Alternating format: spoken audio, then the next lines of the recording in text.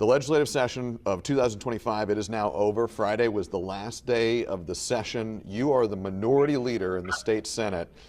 Your reaction to how this session went? I think from a minority standpoint, from the Democratic standpoint, we played a lot of defense, quite frankly. Defense as far as voting rights is concerned, defense as far as human rights is concerned, defense as far as trying to protect librarians. So there was a lot of bills in the Senate that we had to really defend Georgians' rights from.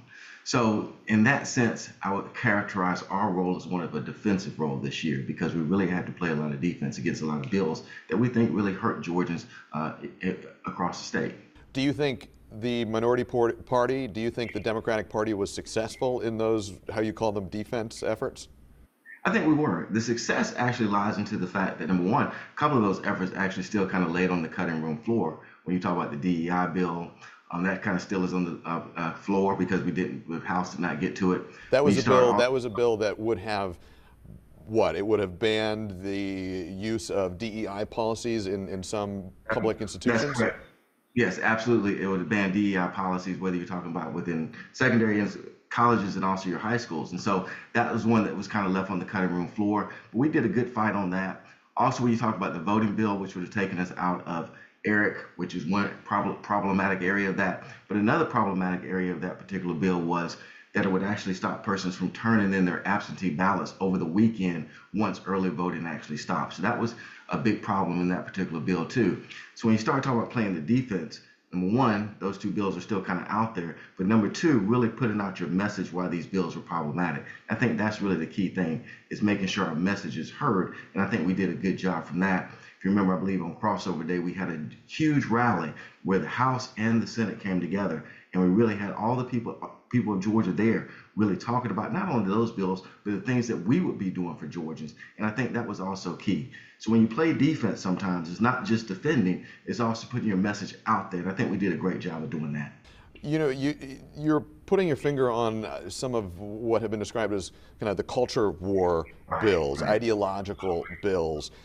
One effort that was right out the gate in the Senate, SB 1, very first bill introduced in the Senate this session, was part of a larger effort by Republican lawmakers to restrict access of transgender women and girls to most sports designated for women and girls in the state of Georgia.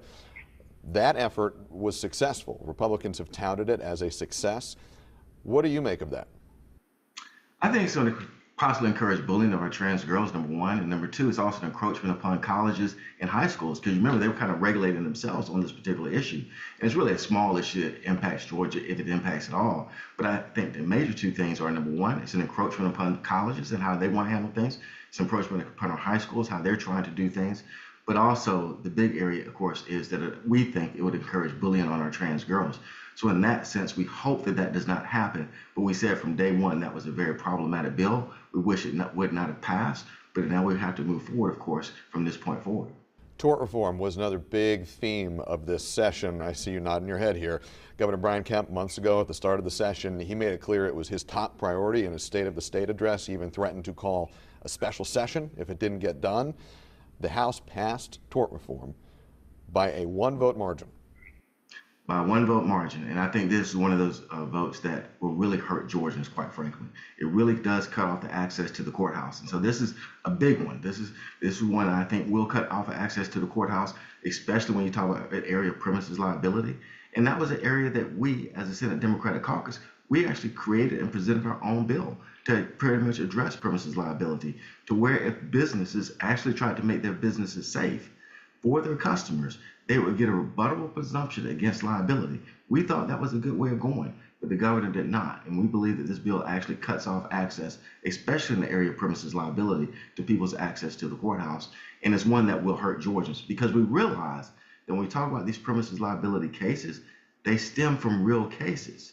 So that's the key thing. We know that people do get hurt at these businesses. So these things stem from real cases. So we know that these things will happen again. But now access to the courthouse to actually be able to present your case to us has been cut off. So it's one that's going to hurt Georgians in the long run. I asked you at the beginning of our conversation your reaction to the session, and you said it was a lot of playing defense for the Democratic Party. In an interview with another Democratic lawmaker, another Georgia state Democratic lawmaker a few weeks ago, she described the session when we talked to her as one of having some frustrating moments. She said it's tough as a Democrat in the minority party to set the agenda because Republicans control in this state the governor's mansion, the state Senate, and the state House. They get to set the agenda.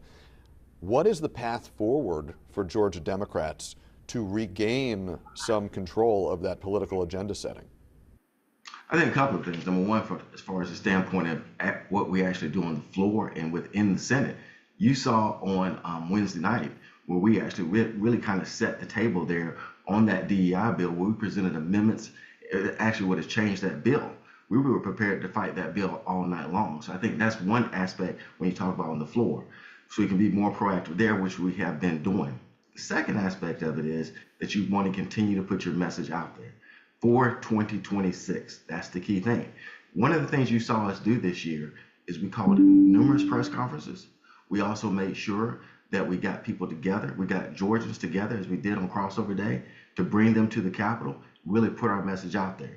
So you have what you can do on the floor, which we really showed that as far as on the DEI bill, we really showed what we could do there.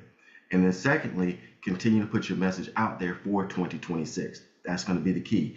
Everything really boils down to 2026. The governor's race is paramount importance. Also, of course, our United States Senate race is of paramount importance, and all the down ballot races from there. That is the key. So everything we're doing from this point forward in this off session is getting our message out there, make sure people of Georgia know what our message is so we can get ready for 26. Do you think Democrats have a fighting shot of retaking either the state House, the state Senate, or the governor's mansion in 2026? I think, number one, the governor's mansion is within reach. I believe the state House is also within reach, and I believe we can win a couple of seats within the state Senate. State House is certainly within reach. The governor's mansion is certainly within reach. Let's don't forget, Vice President Harris only lost Georgia by 115,000 votes in a statewide race that is really a minuscule number. And I really think the campaign could have did a better job.